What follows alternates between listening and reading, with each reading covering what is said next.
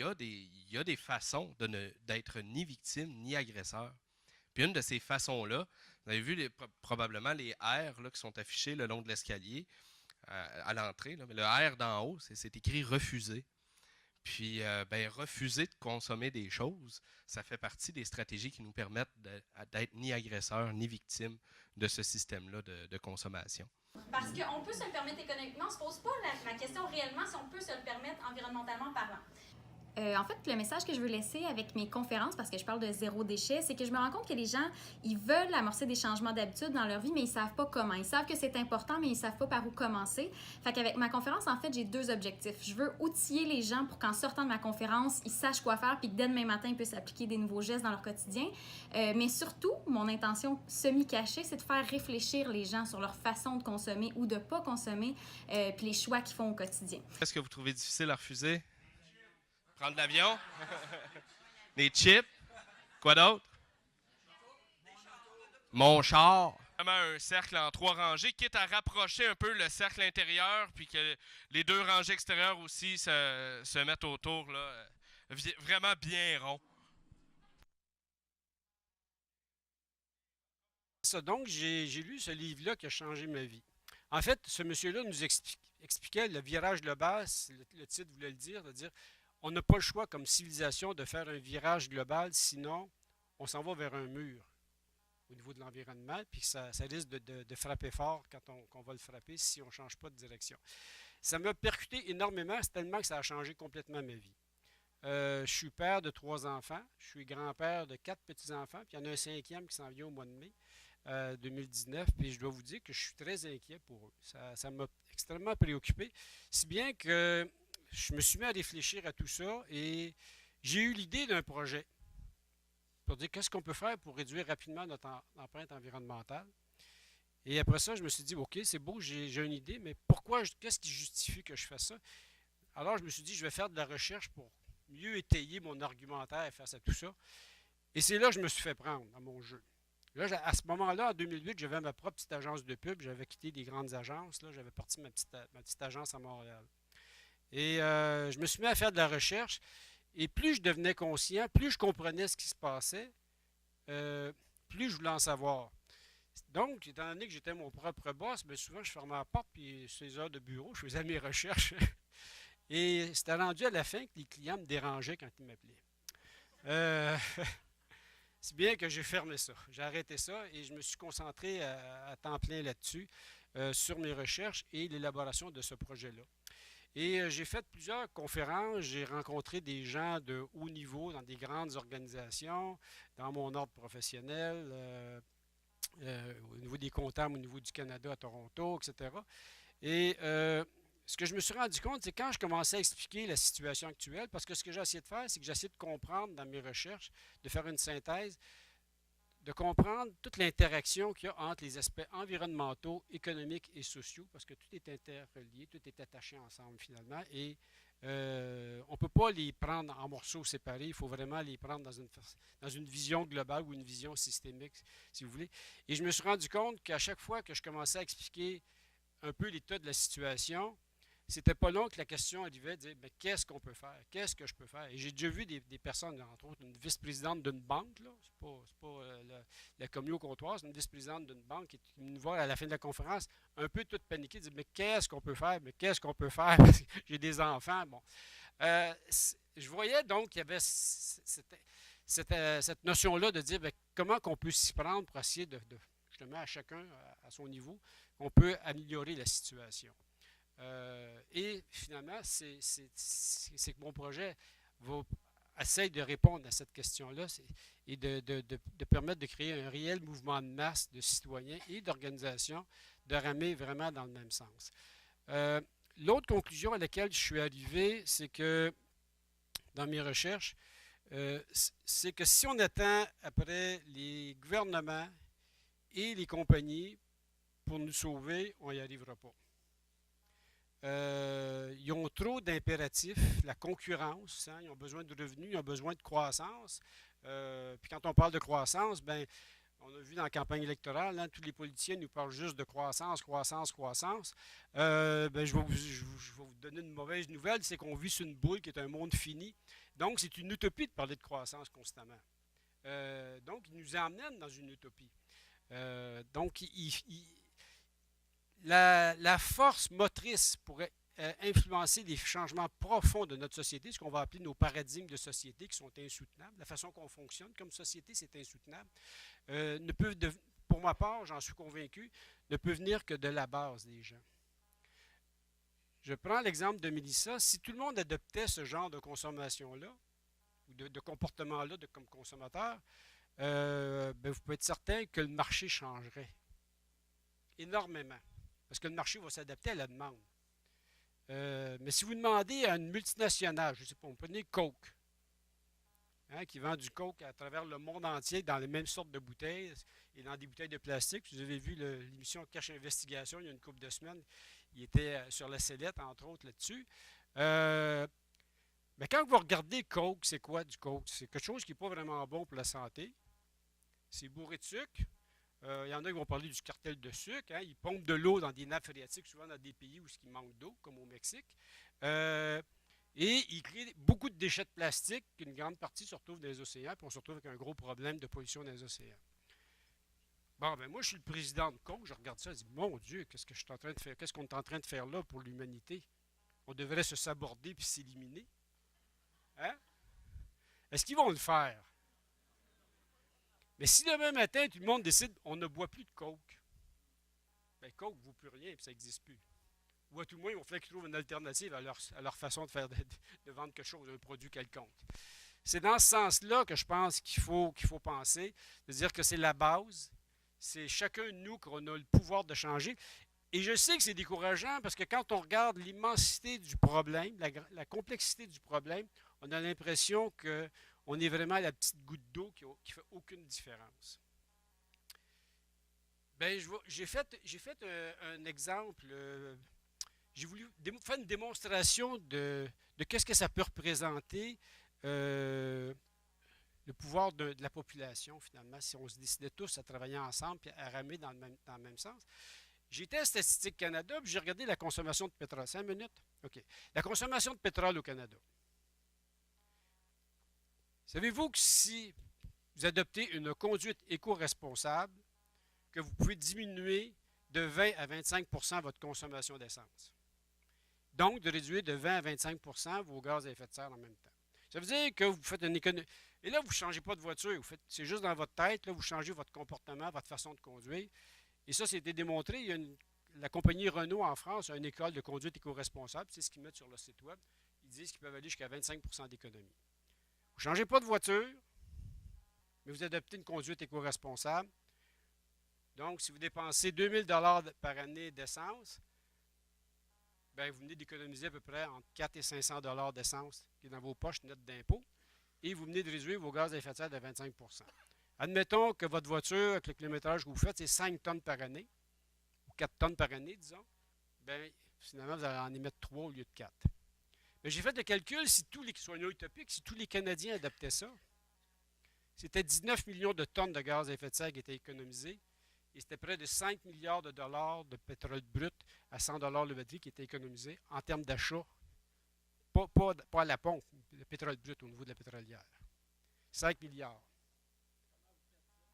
J'ai fait le calcul à partir de la consommation d'essence à travers le Canada, puis j'ai appliqué un taux de réduction de 20 %. Ça c'est une autre histoire. Je ne prendrai pas trop de mon temps pour expliquer ça, mais c'est vraiment la façon de conduire. On anticipe les lumières rouges, les stops. On n'a pas le pied dans le fond tout le temps. Il y a plein de techniques. On allège le véhicule, tout le poids inutile dans le véhicule, on l'enlève, etc. On peut regrouper des déplacements. En tout cas, il y a plusieurs techniques là-dedans. Ça représentait au total, ce que j'ai calculé, 19 millions de tonnes, c'est 2,6 % des émissions totales canadiennes. Vous savez, le gouvernement fédéral, pour atteindre 2,6 % des émissions des gaz à effet de serre, là, on sait qu'on va probablement encore manquer à cible. Absolument, ils vont investir des milliards. Alors que ça, cette étape-là coûte 0 $ d'investissement du gouvernement, puis tout le monde est gagnant. quand même incroyable. Donc, c'est juste d'être capable de canaliser l'énergie de tout le monde sur des points précis. Réduction de la consommation de viande. La viande, principalement la viande rouge, c'est un grand facteur d'émission de gaz à effet de serre, la viande. C'est des changements de comportement qu'on peut tous relativement facilement faire, finalement. Donc, il y a plein de choses comme ça. Donc, le projet que je suis en train de mettre sur pied, ça n'a pas été facile. Depuis 2008 que je l'ai dans la tête, j'ai rencontré un paquet d'organisations à travers le Québec, des grandes organisations. Ça a failli partir une fois. Ça n'a pas marché. Ils ont backé à la dernière minute. Mais là, j'en ai une qui est vraiment décidée. Puis on travaille dessus.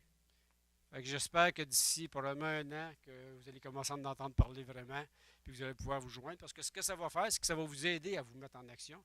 Parce que le quoi faire, c'est ce qu'on va vous répondre. C'est comment vous pouvez le faire. Un peu comme ce que Mélissa vient de vous dire. Elle vient de vous donner plein de trucs, plein de façons de faire. Alors voilà. Alors, bonsoir. Je suis Karine Marcoux. Je travaille à la SADC de Lotbinière. Merci de l'invitation. Je représente ce soir la table Goûter Lotbinière. Qui, à main levée, vient de Lotbinière, demeure à Lotbinière ou travaille à Lotbinière ici? Bon, excellent, parfait. Alors, juste peut-être avant la table Goûter Lotbinière, on est des partenaires. En fait, la mission de Goûter Lotbinière, c'est de faire la promotion des produits agroalimentaires de Lotbinière, 18 municipalités. C'est rendu possible grâce à 6 partenaires financiers qui donnent des sous. Et nous sommes 2 ressources. Moi, j'ai 300 heures par année, 6,5 heures par semaine pour travailler à la promotion des produits agroalimentaires, des producteurs ici. Et ma collègue Danielle Raymond qui travaille au CLD qui est pratiquement à temps plein. Donc, on est les 2 ressources qui agissons grâce aux partenaires financiers. Et on a également des représentants des entreprises agro. Il y en a ici avec qui on travaille, qui ont parti même la table, la miellerie Prince-Leclerc. Alors, ensemble, on tente de trouver des actions pour favoriser l'achat local. L'achat local, qu'est-ce que c'est? En fait, c'est sûr qu'il y en a qui vont dire c'est d'acheter des produits qui sont à l'intérieur de 150 à 250 km, par exemple, entre où est-ce que c'est produit et où on le consomme. Mais nous, Goûter Lotbinière, c'est sûr que c'est les producteurs de Lotbinière. Donc, c'est sûr qu'on ne vous suggère pas d'aller acheter à Lévis, par exemple, ou à Québec, mais vraiment d'acheter ici du côté de Lotbinière. Et le défi qu'on a ici, parfois on va parler de désert alimentaire, c'est entre autres en raison des fuites commerciales et la difficulté qu'on a, c'est qu'avec un bassin de 33 000 habitants, acheter local, c'est encore plus important. Parce que quand on est à Lévis, avec, je pense qu'ils sont à 145 000 de population, c'est plus facile d'avoir un bassin de citoyens qui vont venir acheter local et qui va aider finalement l'entreprise et qui va rester ouvert. Alors qu'ici, tantôt on disait que chaque personne en consommant, c'est un vote. C'est encore plus important dans Lotbinière pour garder nos entreprises ici. C'est toute la vitalité économique, le lien que vous avez avec le producteur, la traçabilité au niveau de l'environnement des GES. L'achat local, vous le savez, c'est important. Et c'est facile de parfois choisir d'aller acheter ailleurs. Et c'est sûr que si on traite son épicerie comme un dépanneur, il risque d'agir en dépanneur aussi. Alors, maintenant, moi, je suis ici pour vous parler de quelques actions qu'on a faites au niveau de la promotion des produits locaux. On a le fameux mois, souvent on va tenter de faire travailler les producteurs entre eux. On a plein d'idées qui sortent souvent des citoyens. Par exemple, on travaille beaucoup avec des restaurateurs pour tenter que les restaurateurs achètent les produits de Lotbinière. Ça demande des efforts. On travaille, par exemple, avec le club de golf Lotbinière qui prend la peine d'acheter des produits locaux. Mais comme ici, dans Lotbinière, ce n'est pas des grandes entreprises industrialisées. Tant mieux pour vous, parce que c'est meilleur pour la santé. Ils n'ont pas nécessairement un système de transport qui va faire en sorte qu'ils vont téléphoner et ça va être livré 48 heures après. Donc, souvent, les restaurateurs qui veulent justement avoir un lien privilégié avec les producteurs, qui veulent offrir des produits locaux, vont faire l'effort d'aller souvent chercher les produits. Ça demande du temps. Ça demande des efforts et ils font ces efforts-là. Et nous, on tente de les mettre en valeur avec la table Goûter Lotbinière, avec le mois Goûter Lotbinière, d'ailleurs, en septembre, où on fait différentes actions qui étaient, entre autres, de mettre en valeur les produits locaux chez des restaurateurs. Il y avait également des boîtes à lunch que les gens pouvaient se faire livrer à défaut d'aller eux-mêmes au restaurant, des fiches recettes. On entend souvent parler, bien, on va emmener les produits locaux au CPE, on va emmener les locaux à l'école. Moi aussi, j'ai travaillé là-dessus. Ça aussi, c'est pas facile parce que à l'école, à la cafétéria, ici, par exemple, à Pamphile-Lemay, ils ont quand même des enjeux au niveau monétaire. Et ça, par exemple, ils ont 71 cents pour le dessert, X montant pour le plat principal. En bout de ligne, c'est le parent qui paye. Et elle aussi, la cuisinière, elle n'a pas le temps d'aller chercher le produit local. 4 minutes, oh mon Dieu, ça, c'est juste un projet. Alors, en tout cas, ce que je veux vous dire, c'est que tout le monde est conscientisé à l'achat local, c'est important, mais tout le monde a un rôle à jouer là-dedans. Autant les entreprises, autant les citoyens. C'est vraiment un travail d'équipe. Puis, c'est facile, finalement, d'aller acheter ailleurs. Alors, je vous ai emmené ici. J'ai fait... ils sont à quel endroit? Ah, il n'y en a plus! Oui, j'en ai amené une petite pile. En fait, je vous ai fait, nous, la table Goûter Lotbinière, en fait, on veut faire la promotion des producteurs locaux, des produits. Alors, je vous ai fait une petite fiche. Vous avez Daniel, que je vous parlais tantôt à l'arrière, et moi-même. Et vous avez tous les noms des entreprises agroalimentaires de Lotbinière par municipalité. Je n'ai pas indiqué les adresses parce que ce n'est pas toutes les entreprises où vous pouvez arriver, cogner et finalement aller acheter un produit. Mais au moins en ayant le nom, le numéro de téléphone, en faisant une petite recherche Google, vous allez pouvoir les trouver facilement. Puis l'objectif, justement, c'est que vous les connaissiez. Puis, qu'est-ce que je voulais vous dire quelque chose d'important par rapport à ça. Oui, il est sur le site de la table Goûter Lotbinière. Exactement. Vous les avez tous pour justement vous conscientiser un petit peu sur les entreprises qu'il y a ici et le plus possible d'acheter local. Donc, ça, je peux vous les laisser. On a fait également des fiches. On veut mettre en valeur les entreprises d'ici. Donc, il y a Michel qui est ici. Je pourrais en laisser. On a fait des fiches aussi pour faire connaître les différents producteurs de Lotbinière. Sur la liste agroalimentaire, c'est ça que je voulais dire. Tu sais, je n'ai pas mis le McDonald's puis le Tim Hortons. Non, mais vous comprenez, mais l'achat local, ça pourrait être ça aussi. Mais il y a des restaurateurs qui sont là, il y en a qui ne sont pas là. Ceux qui sont là, c'est ceux qui travaillent avec nous puis qu'on sait qu'ils vont tenter d'acheter des produits locaux. Donc, je fais quand même la petite parenthèse parce que ça aussi, ça se pose comme question. Pourquoi le restaurant Le Cube est là alors qu'un autre n'est pas là? Ça, c'est la raison. Et on a fait des petites fiches comme ça pour tenter de sensibiliser aussi les citoyens. Par exemple, le domaine de l'Ouatoké, qui est ici, lui, en fait, il va avoir lui-même ses élevages de canards, de pintades, il va avoir son potager. Donc, pour le citoyen, c'est intéressant parce qu'il connaît, quand on parle de traçabilité et de savoir ce qu'on mange en termes de saines habitudes de vie aussi, puis de santé, ça aussi, c'est intéressant. Alors, oui, 1 minute, hein? Alors, voilà. Alors ça, je pourrais peut-être vous en laisser. Une autre chose, quand on parle, par exemple, je travaillais avec un CPE, les entreprises ont aussi un certain devoir à faire parce que on a des petites entreprises et s'ils veulent rentrer dans les institutions, il faut qu'ils s'adaptent à certaines règles. En CPE, par exemple, les jus de pommes doivent être pasteurisés. Donc, moi, j'ai fait une activité avec eux. Malheureusement, ils ne pouvaient pas prendre les jus de pommes de Lotbinière parce qu'ils n'étaient pas pasteurisés, même s'ils sont bons, nos jus, parce que, bon, ils font les jus de pommes, ils ne pérennent pas ceux qui sont par terre. Mais quand on a cette proximité-là avec le producteur, bien, on sait comment lui, il cultive, qu'est-ce qu'il fait, puis c'est sécurisant. Mais c'est sûr que le CPE ne peut pas dire, bien, je le sais, alors je ne l'utilise pas. Et bref, voilà, j'ai comme été un petit peu coupée. Je peux peut-être vous laisser quand même. Il y a plein de choses. Je suis bien contente. Une dernière chose. Ça, c'est une de mes idées, puis je suis bien fière. On fait venir à la table goûter la lumière Nancy Lemieux, qui est propriétaire de l'Auberge du Glacis. Et elle achète que du local.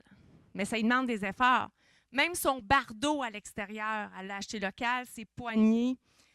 Tous ces alcools, c'est que des alcools locaux qu'elle sert, des aliments locaux. Mais des fois, c'est dur. Parce que si elle veut avoir du lait d'amande du Québec, ou, vous comprenez? Alors, c'est sûr, il faut travailler avec les 4 saisons qu'on a ici.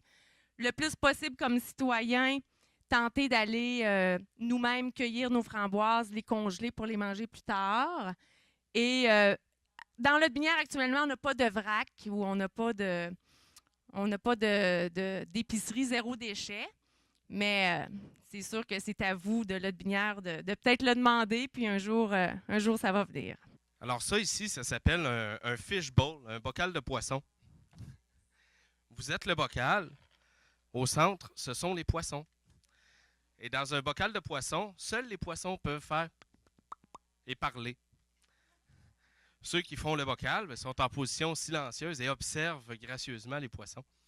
Et en fait, il y a des chaises libres. Donc, c'est l'opportunité pour vous de faire le mouvement vers le centre si vous souhaitez intervenir, si vous souhaitez poser des questions à nos 3 conférenciers ou tout simplement apporter un point, contribuer à la conversation. Et dans un fishbowl, c'est un moment privilégié qu'on a, c'est intime au centre, c'est le fun. Et l'invitation, donc, c'est de venir avec une posture de contribution à la conversation. Il faut trouver la voie là-dedans pour passer l'information à nos concitoyens puis les convaincre avec nous autres. Avec, par exemple, le groupe de Lévis, là, qu'on a parti d'accompagnement de foyer zéro déchet, à la première rencontre qu'on a eue, là, je ne sais plus qui regardait, à la première rencontre qu'on a eue, ce que j'ai trouvé vraiment beau, c'est qu'il y avait 20 foyers, donc plus que 20 personnes, là, parce qu'il y avait plus qu'une personne par foyer. Puis c'est les liens qui ont tissé entre eux qui étaient comme incroyables. Puis il y a plus qu'une personne qui ont dit, si j'avais eu à me lancer seule dans le zéro déchet, je ne l'aurais pas fait, ça me faisait trop peur. Mais de savoir que je suis en équipe, là, ça me motive, puis j'y vais.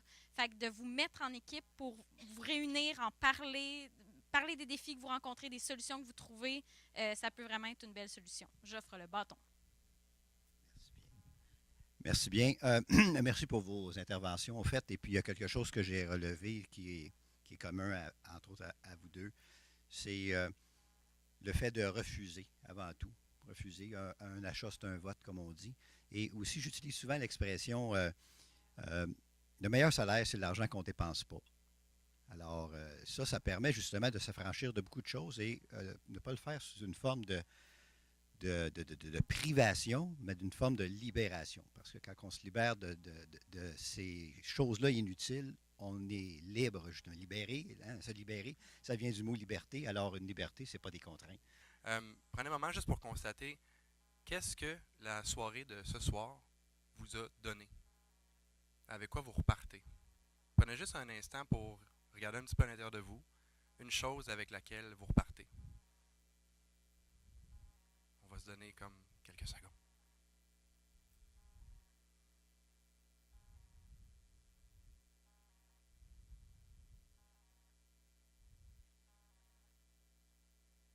Et voilà.